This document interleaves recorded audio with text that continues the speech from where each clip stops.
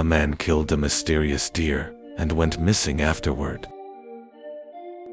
During the night of December 2nd, 1985, a handful of witnesses from varying states, countries, and provinces would report a celestial event undocumented by most astronomers at the time, including those of the IAU, International Astronomy Union. Many who reported on the event falsely claimed it to be a sighting of Halley's Comet, which was predicted to pass the Earth in 1986. While sightings of Halley's Comet did occur some 2 months later, that particular meteor would not be in its perihelion stage, the stage where the comet is closest to the Sun, until February, making the event highly unlikely to be Halley's.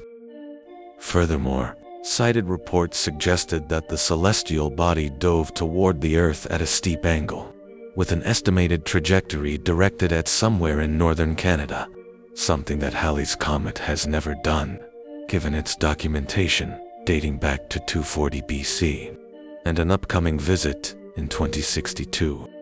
While many cite the 1758 apparition of Halley's Comet on Christmas Day as a logical explanation as to the December 1985 sighting, others have concluded these claims to be inaccurate, citing the logic as misleading.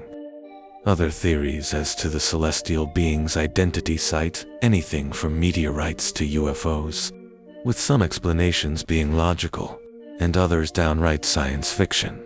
According to an obscure, regionally based newspaper from the territory of Nunavut, Canada, one eyewitness offered a rather unorthodox explanation. Upon entering a clearing in the middle of the boreal forest in North Canada, 58-year-old Nunavut resident and local hunter Arthur Christie noticed a crater in the earth, which he claimed was created by the formerly overhead celestial object, which he assumed to be Halley's Comet. After approaching the crater, the hunter noticed a rather large deer amidst the smoldering hole. The deer, with large antlers and wide, glassy eyes, was seemingly unharmed despite the surrounding crater. After a short deliberation, Christie decided to mercifully shoot the animal, both to collect a bounty and also to avoid any painful injury it might have sustained while attempting to flee the steep crater.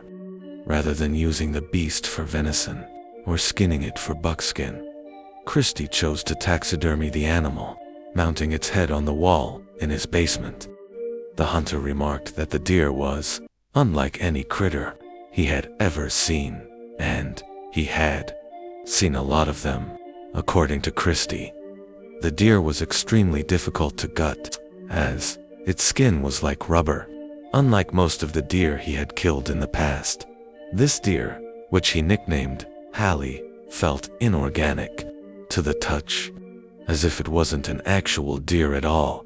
The animal, despite the bullet wound directly through the skull and cranial cavity, appeared to never stop breathing or blinking, despite its clinical death. Yet, regardless of the strangeness of the animal's biology, Christie noted that, upon opening up the buck, its features were normal-looking, as if anatomically correct. 2 hours after mounting the animal's head on the wall in his basement, Christie reported a low, worry sound emitting from the static head.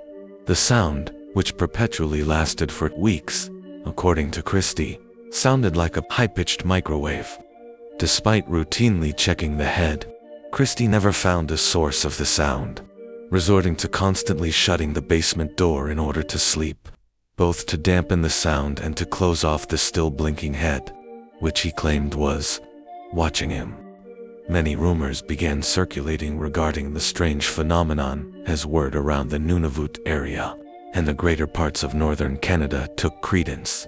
In the face of all the attention the mysterious head was garnering, Christie refused to publicly show off the deer, being the private and isolated man that he was. Many assumed that, due to his media resistance, Christie was likely a fraud. However, the hunter offered a different explanation. It might be a satellite, Christie claimed. It's been watching us, I think, and I don't want it to hurt anybody. Christie reportedly locked the basement to his home in Iqaluit, When asked about where he supposed the deer-shaped satellite originated, Christie shrugged. "I think someone, or something, smarter than us, made Halley. Why, hell, I wish I knew." Many who heard about it at the time began relating the story of the space-bound deer to the Christmas celebration, given the convenient timing of the incident, using the 1823 book The Night Before Christmas as a source of inspiration. The rather off-color comparison sparked the nickname Comet to be exchanged for Halley, alluding to a name given to one of Santa's legendary reindeer.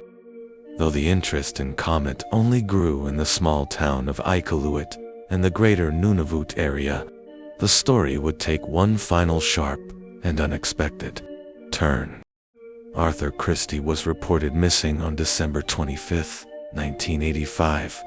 The local Iqaluit police commented that foul play was an unlikely possibility, as there was no evidence of a break-in. No theft was reported from Christie's residence, except for the disappearance of the comet head, which was never discovered. Who or what might have taken Christie remains a mystery to this day, as Arthur Christie was never seen again. Moreover, many who believe in the more fantastical theories surrounding the celestial deer, such as its ties to the legend of Santa Claus, believe Comet was not the only one in existence.